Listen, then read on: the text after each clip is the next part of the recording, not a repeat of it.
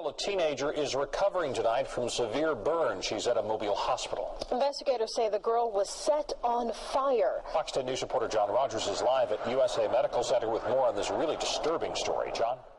Friendship is a beautiful thing. Friends help you celebrate good times and provide support during bad times. They provide companionship, promote self-worth, and help us deal with stress.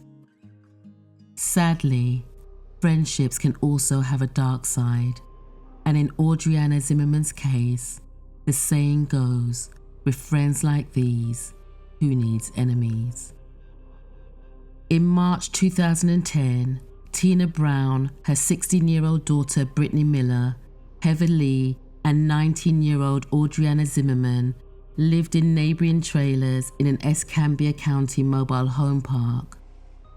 The four women were initially good friends, but their relationship, especially between Tina, Britnee, and Audreanna, was volatile and often escalated to violence. Tina had previously accused Audreanna of slashing her tires. Audreanna had accused Tina of shattering her car window, having her boyfriend arrested, and reporting her to Florida DCF that she was providing inadequate care to her children. On one occasion, Britnee, who recently discovered that Audreanna was sexually involved with her boyfriend, attempted to hit Audreanna. Audreanna defended herself by trying to disable Britnee with a stun gun. Later that day, Heather informed Tina that Audreanna had used a stun gun on her daughter, Britnee, to which Tina responded that she was going to get Audreanna. When they married, Tina Brown's parents, Willie Coleman Sr. and Lily, were teenagers. Tina was born in North Chicago shortly after her parents married. Her brother, Willie Coleman Jr., was born 11 months later. Although many family members described Tina's parents as hard workers, they were also described as partiers who went to clubs at night and on weekends, where they would consume alcohol and use drugs. This lifestyle prevented Tina's parents from spending much time with their children. Tina and Willie Jr. were often left at home alone or taken to different family members' home for extended stays. They would take Tina and her brother to family's house on a Friday night and not return until Sunday evening to collect them. As a result, Tina was forced into a parenting role for her brother at a very early age. She would prepare meals for Willie Jr., dress him, assist him with his homework, and walk him to and from school. Shortly before Tina's 12th birthday, Willie Sr. beat her mother. In response, Tina's mother moved out, and they divorced soon after that. Tina's mother was later charged with child abandonment, so Willie Sr., who frequently used and sold drugs from his home, retained custody of Tina and Willie Jr. After her mother moved out, according to court documents, Tina's uncle testified that he suspected Tina was by her father because she was visibly uncomfortable around him. Willie Sr. interacted with her as if he were her boyfriend and not her father. When Tina attempted to discuss the abuse with her paternal grandmother, the grandmother grew enraged with Tina for accusing her son of his child, kicked Tina out the house, and told her never to return. Willie Sr. allegedly stopped Tina when he met his second wife, Melinda. However, the living situation in their household did not improve and was very dysfunctional. Tina's uncle testified that on several occasions, they attempted to persuade Willie Sr. to end his relationship with Melinda because they believed she was sexually promiscuous, physically aggressive, a heavy drinker, and a drug user. Willie Sr. and Melinda often locked themselves in the bedroom with drugs and alcohol for hours without leaving. On those nights, Tina and Willie Jr. would wander the streets in an area known for gangs and violence. While Melinda and Tina initially enjoyed each other's company, their relationship quickly deteriorated. Melinda introduced Tina to drugs and forced Tina to engage in sexual intercourse with men for money. Tina's father would physically abuse them when he was high. Tina eventually moved out because of the abuse. She moved in with her mother briefly, but had trouble adjusting to her mother's rules and structured living environment. Her mother eventually ordered Tina out the house. She moved from there to her aunt's house and eventually moved into a drug house where she met Greg Miller, the father of her 3 children. During this relationship, Tina and Greg abused drugs and alcohol. Tina's first child was born positive. After her second child was born, Tina quickly became pregnant again. During her 3rd pregnancy, Tina ended the relationship with Greg and entered a substance abuse treatment facility. Her 3rd child, Britnee, was born while she was in that facility. Tina agreed to allow her mother to adopt her 2 sons as part of her treatment plan. After she left the facility, Tina was drug-free for 4 years and spent that time raising Britnee. She also met another man that she married. However, Tina's husband was convicted of selling drugs shortly after they married. Tina was then hired as a bartender, which is where she met a 3rd man, who was also a drug dealer. Tina and this boyfriend dated for 2 years. Although Tina was drug-free during this relationship, she reported incidences of domestic violence. When Tina's boyfriend was arrested for selling drugs, she fell into financial disarray. As a result, Tina accrued multiple speeding tickets which she could not pay. Her driver's license was suspended. She was also criminally charged with writing worthless checks. Tina became an exotic dancer to pay the bills and relapsed into depending on alcohol and cocaine. Tina's relapse lasted for approximately 9 years. During this time, Tina was broke, homeless, and prostituted herself for money to facilitate her drug addiction. She wrote additional worthless checks and was ordered to participate in a court-ordered treatment program. Tina graduated from the program at age 35 and was hired as an assistant manager at a catering company. She was promoted to manager and was stable in this job for approximately 4 years. She started dating a 4th man. However, months into their relationship, Tina discovered that her boyfriend cheated with her brother's girlfriend and terminated the relationship. During the summer of 2009, Tina enrolled in online college classes, moved to Florida, and started working at a Waffle House. By Thanksgiving, however, Tina was struggling financially, had relapsed again, and quit her job.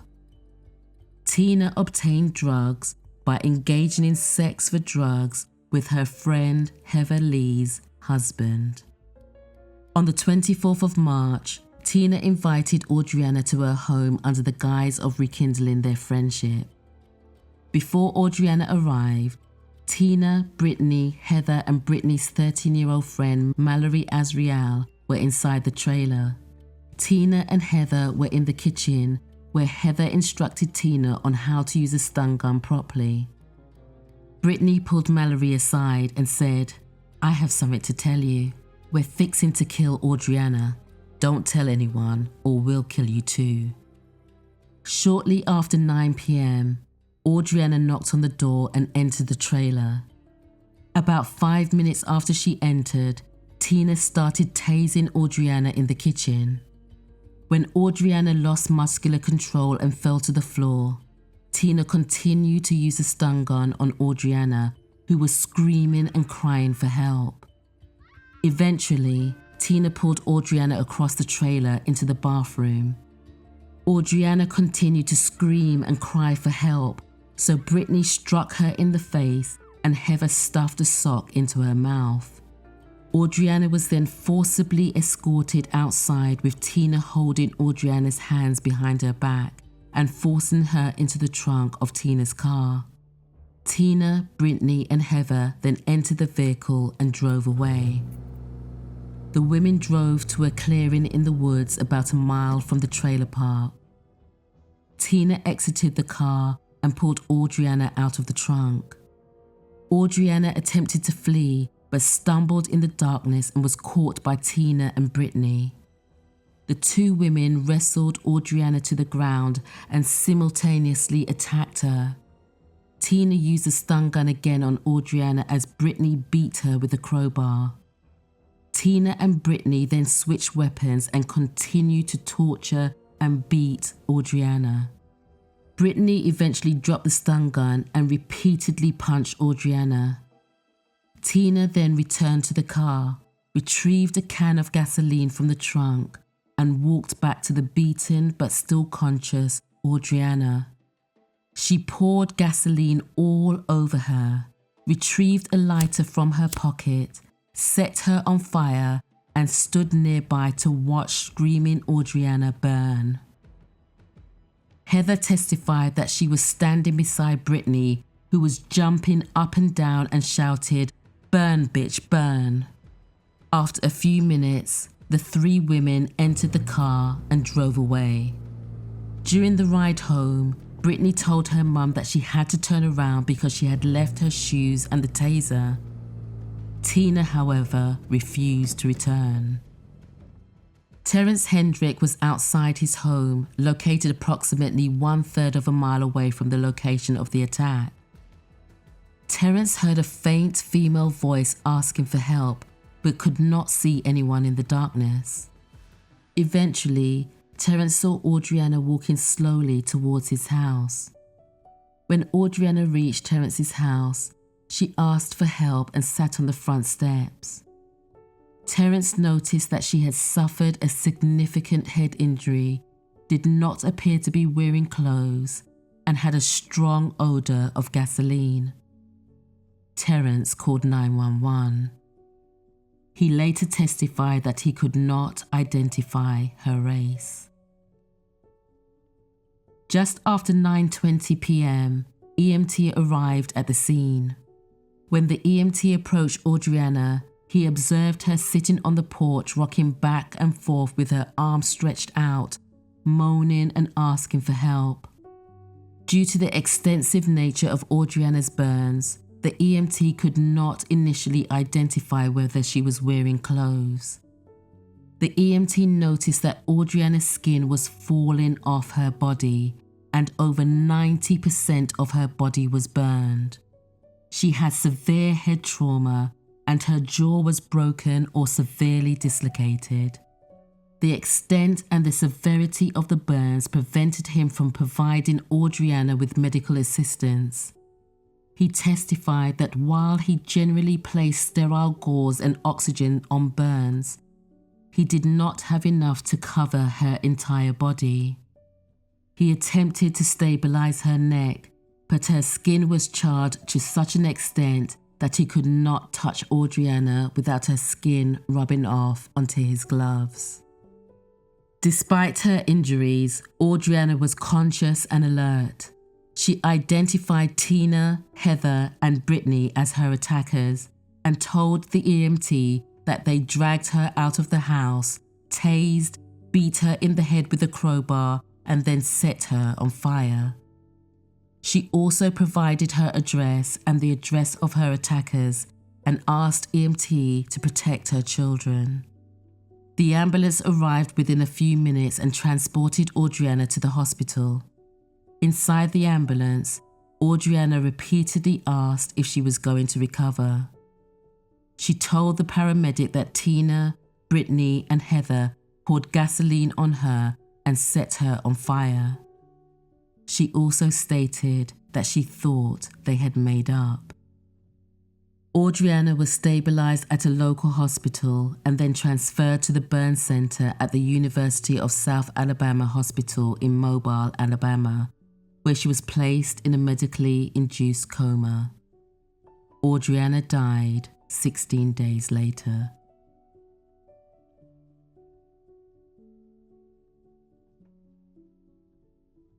At the scene of the burning, law enforcement officers discovered several pieces of evidence, including a pair of white shoes, a stun gun with blood on the handle, paper stained with blood, an orange, gold and black hair weave, a crowbar and a pool of blood. All the items were in plain view. When Tina, Britnee and Heather returned to Tina's trailer, Tina and Britnee removed their blood-stained clothing and placed it in a garbage bag. Heather removed her shoes, which were also stained with blood, and put them in the bag. Britnee informed her friend Mallory, who had remained at the trailer during the attack, that she had broken her hand striking Audreanna and that the three women had set Audreanna on fire. Britnee and her friend then used Tina's car to drive to the hospital to get medical care for Britnee. While at the hospital, they cleaned the blood in the car with hand sanitizer and soap, discarded the bag of blood-stained clothing in a dumpster, and attempted to remove the bloodstains inside Tina's car. With the information provided by Audreanna, law enforcement officers apprehended Tina and Heather shortly after the attack. Britnee was arrested after she returned from the hospital the next day. They were informed of their rights and interviewed separately. Deputy Tyree noticed that Tina's hair weave was similar to the weave found at the scene, and some hair appeared to be missing in the back of her head. Heather denied any involvement and said she was home all night cooking. The three women were released while Audreanna was in hospital. On the 26th of March, police seized Tina's red Hyundai SUV parked at her residence. DNA from the blood found on the passenger's headrest matched Audreanna's. Tina's DNA matched DNA from a red stain on the handle of the stun gun, and DNA on the white shoes matched Britnee's. Audreanna's DNA was on both ends of the crowbar. Sometime after the 24th of March 2010, Tina asked her friend Pamela Valley to come over and told her the police had taken her truck and raided her home. Tina also informed Pamela that she, Britnee and Heather had beaten Audreanna, forced her into a car, drove her to an open field, lit her on fire, and didn't look back. A few days later, Tina informed Pamela that Audreanna was still alive and asked her to finish her off. Tina also asked Pamela and Pamela's daughter to take a lie detector test for Tina and Britnee. Pamela declined and later reported the conversation to law enforcement. Tina, Britnee and Heather were rearrested on the 9th of April 2010, the date of Audreanna's death. On the 21st of June 2012, a jury convicted Tina of the first-degree murder of Audreanna Zimmerman. Dr. Bailey testified that she interviewed Tina, Tina's mother, her aunt, her two uncles, her brother, and Tina's two sons. Based on her evaluation, Dr. Bailey concluded that Tina suffered from repeated traumas, addictions, physical and relationship, negative community influences, and exposure to violence both in her childhood and adult life. Dr. Bailey concluded that the repercussions from the repeated trauma in Tina's childhood extended for decades into her adolescence and adulthood. However, Dr. Bailey concluded that Tina was logical and could think rationally. Nothing in Tina's past demonstrated a propensity for violence or that she had bipolar disorder, mood disorders, or schizophrenia. While Tina did exhibit some psychotic symptoms, Dr. Bailey testified that Tina was not under extreme emotional distress at the time of the murder. Dr. Bailey would not diagnose Tina with any condition other than dependence on crack, which was in remission due to her incarceration. Finally, Dr. Bailey testified that Tina did not deny her involvement in the murder and that Tina felt remorseful for her actions. On the 26th of June 2012, the the jury recommended a death sentence by a unanimous vote. During the hearing, the state presented a letter from the victim's mother. Tina then apologized to the victim's family and stated that Audreanna died a horrific death and I was one of the ones who participated in taking her life. She didn't deserve it at all. Heather Lee was charged with second-degree murder and was sentenced to 25 years in prison. Britnee Miller was sentenced to life without parole. And on the 28th of September 2012, the trial court sentenced Tina Brown to death for the murder of Audreanna Zimmerman. Thanks so much for watching.